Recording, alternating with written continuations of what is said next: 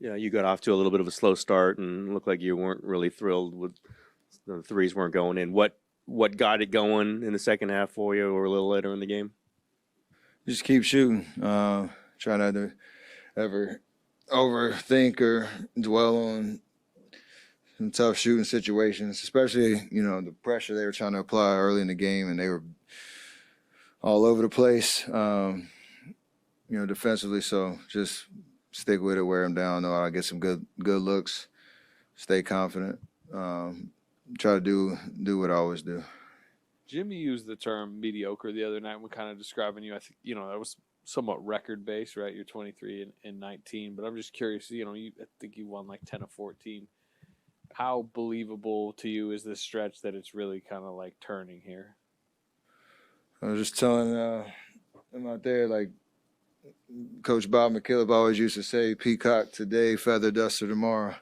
So it's an idea of just, yeah, we're playing well. Yeah, we're doing what we're supposed to do to develop an identity. We're trying to create a little bit of a run, especially in this homestand, but mediocre and average and whatever is based on,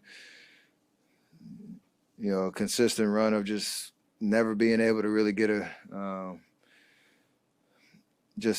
good, push up the standing. So I like where we're at. I like the vibes. I like the idea of how we're playing. And we've had a couple, probably 3 tough losses over the last couple of weeks, but the resiliency, we're showing it. And if we can keep doing that and try to get to the All-Star break with more of the same, we should be in good shape.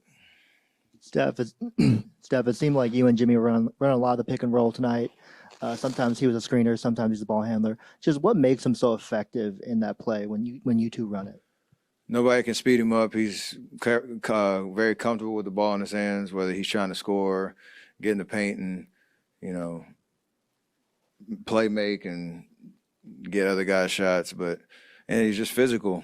Whenever he gets a shoulder by you, you're not getting back in front of him. So that's all we're trying to do, especially against a team like that who's trying to switch a lot and keep us on the perimeter. If either me or him can, come off, get a little bit of separation, we do it differently. But his ability to just stay composed and see the floor while, he's making his presence felt, it's tough to guard for anybody. Hey, Steph, they jumped out to a 31-14 lead, and you guys sort of came storming back, ended up leading at halftime. What changed after that start that allowed you guys to do that? We talked about before the game. We knew that they had a rough night in Sacramento, and, with Jalen, with Brunson out, they didn't really have anything to lose. They were going to come out and, just firing away, and that's what they did. And they made shots. We had a couple turnovers early where it fueled their offense. I think they had like 11 points off turnovers in the first quarter. But after that, our defense settled in and tried to make possessions a little harder. And that group with Jimmy out there down the stretch of the first quarter into the second gave us a lot of life. They kind of walked them down. And, the next thing you know, it's a 5-point game. That's just a different tone. So you're not feeling like you're having to chase for a whole half. And, in the second half, they gave us, some good life. Steph over here. Moses has mostly struggled from the outside the last couple of weeks, but the last 2 games, I think he's 11 for 17, and obviously tonight, right from the start. How does that change sort of the feel of that starting group? I mean, that's obviously one of his big roles in that group is to shoot from 3. When he's on like that, how does that unlock things? It's beyond helpful, and him and Q in that QP in that first group are going to get a lot of good looks. And I know how you start a game. You want to get off to a good start. It's nice to make your first shot feel good, but as long as they're taking shots, like, we can live with it. It's good offense, and you got to assume that eventually shots will start to fall. The one thing I love about Moses is I haven't talked to him, so I don't know if this is true or not, but when he shoots, it feels like he doesn't even know what his percentage is. It's not like you can see it on his face or he looks like he's pressing. I like that about him. It's nice to have selective amnesia a little bit, even if things haven't been going your way. You still have to shoot the ball. So I encourage him to keep doing that. Kuminga became trade eligible today. You know, how much, as you know, a guy who obviously is, you know, leader in the locker room, how much do you feel like this story, the looming story, is or isn't a distraction? And how much do you feel like just a resolution is needed in this situation prior to the deadline? It's not a distraction at all. It's a very unique situation, but our job is to just keep playing, keep winning. It'll resolve itself one way or the other. Steph, to follow up on that, why don't you think it'll be a distraction given how much noise there is about it?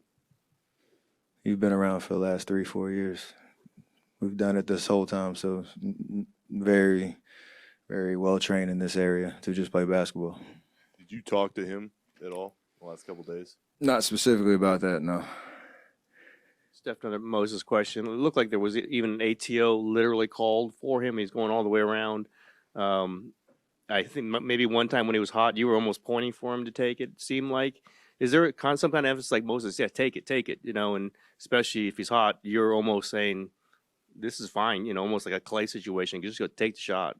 Like I said, it's good basketball. It's about how the defenses are playing us.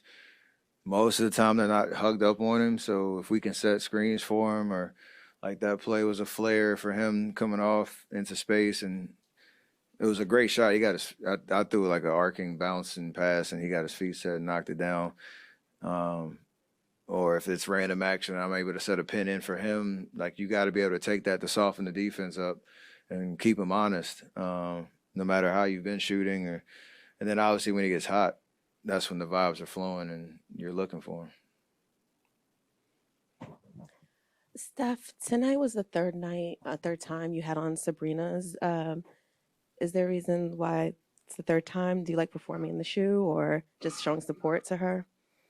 All of the above.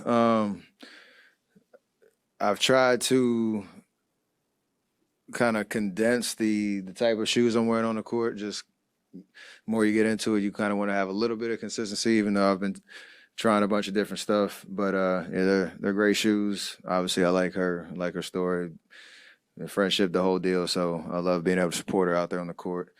But I'll wear different stuff. But it is always a great honor knowing that relationship that we have.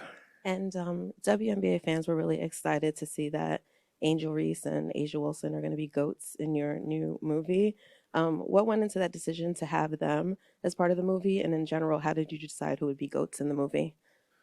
I was working with Sony. It's crazy, this platform that I've been able to collaborate with so many amazing people from all different industries, you know, NBA guys, WNBA athletes, other entertainers. So it's a new space, and everything that I try to do is about, you know, shining light on other talented people that, you know, can have great experiences right there with me. So it should be fun for everybody, no matter what background you have, whether it's sports, entertainment, whatever. You should be able to find some hidden gems with some of the voices of the characters. It'd be cool. And Steph, you constantly talk about turning the page at this point in the season. Do you feel like you guys are at the point kind of where you left off last year, and as far as how you guys are playing and starting to gel together? The record's starting to reflect that, but again, we have a long way to go. You know, this homestand's been great. It's been nice to have a consistent flow of games and some practice time, film time, you know, time for us all to get together and understand what we're trying to do. And I think it's mostly just the conversations we've been having around rotations and knowing who you're playing with out there. Because for any guy to have that comfort level of, I know some, you know, where my shots are coming from. I kind of know some of the pet actions of, you know, play calls that we're running. Chemistry starts to build that way. So that's been probably the most helpful. Just understand what's been working, what combinations have been working and sticking with.